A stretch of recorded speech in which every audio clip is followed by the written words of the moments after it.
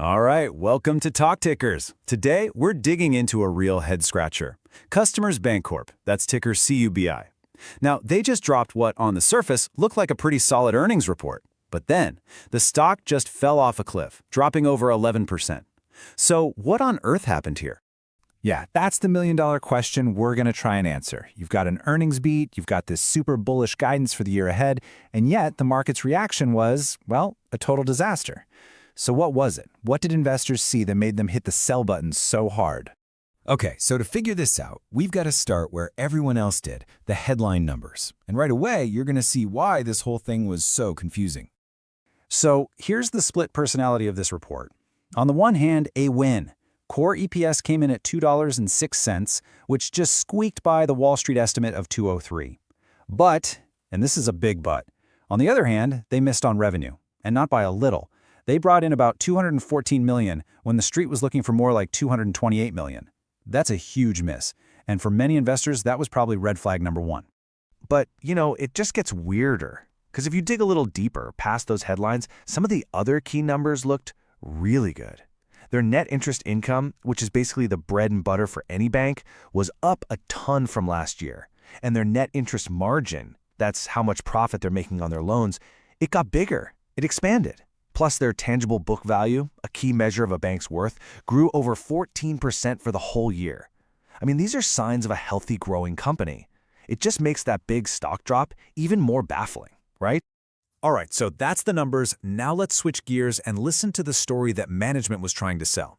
And believe me, on that earnings call, they were painting a very, very rosy picture. I mean, just look at their guidance for 2026. It was crystal clear. They're talking 8 to 12% growth in loans and deposits. That's a really strong pace. They're projecting net interest income somewhere in the ballpark of $800 to $830 million.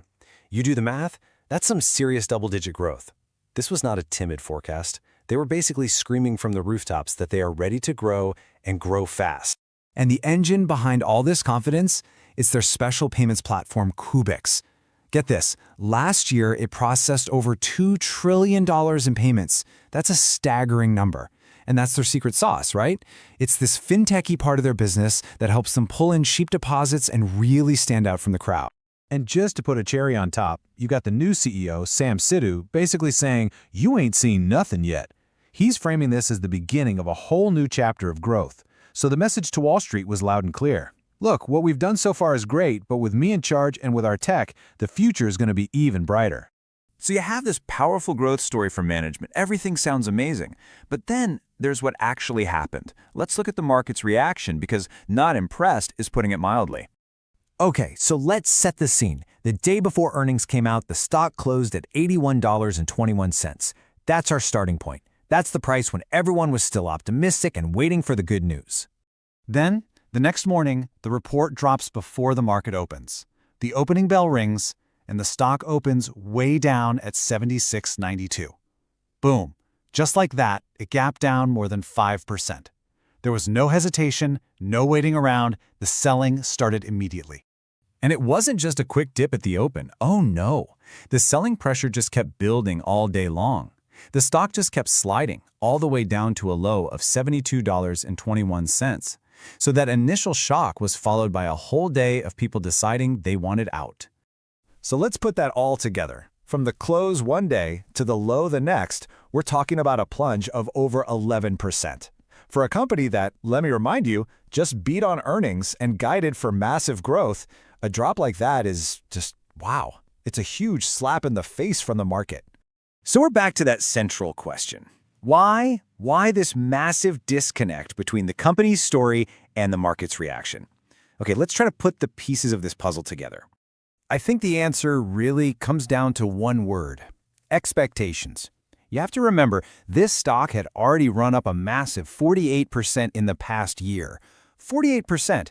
When a stock has a run like that, it's what we call priced for perfection. Investors weren't just hoping for a good quarter, they were demanding a flawless one. So that tiny little beat on earnings, it wasn't nearly enough. And that big miss on revenue, well, that completely shattered the perfection story and gave everyone who'd made money a perfect excuse to sell and lock in those huge profits. So if you were an investor looking at this, what are the specific worries running through your head? Well, first, that revenue miss. Does that mean their growth isn't as high quality as we thought? Second, all that amazing guidance for 2026, can they actually pull it off? Is it credible? Third, after a 48% run, is this stock just way too expensive now? And maybe most importantly, this Qubix platform with its $2 trillion in volume, that's great, but how exactly does that turn into cold, hard cash and durable profit? Okay, so taking all of that into account, it's time for our analyst call, and we are rating QBI as market perform. Now, for anyone who doesn't live and breathe this stuff, market perform basically means we think the stock is probably going to do okay. It'll likely perform about the same as other similar banks or the market as a whole over the next year. Not a disaster, but not a superstar either. So here's our final thinking on this. We actually buy into management's long-term story. We think QUBI is a really interesting, unique bank. The problem is that fantastic story is bumping up against some very real challenges in the short term. And even after this big price drop, the valuation is still pricing in a lot of good news. It feels like the market has gone from a tell me a story phase to a show me the money phase. They need proof now. All right, so that's the analysis, but how might you actually trade this situation? Let's walk through a plausible idea, something we might pitch in a professional setting. So here's the setup. You've got this stock that everyone loves for its growth, but it just hit a pothole, and that's created a lot of choppiness. Our thesis is that the stock might not do much of anything for a little while. It could just kind of tread water as the market sits back and waits for proof. So the trade itself is what's called a paired trade. You go long QUBI, meaning you buy the stock because you believe in its unique story. But at the same time, you go short the whole regional banking sector, maybe using an ETF like KRE. The idea is to cancel out the general market noise and make a pure bet on QUBI outperforming its peers. And what are you watching for? The next 1 or 2 earnings reports. If they start hitting those targets they laid out, especially with that Qubix platform, that could be the catalyst that makes the stock really take off again. And of course, as always, please remember this is not financial advice.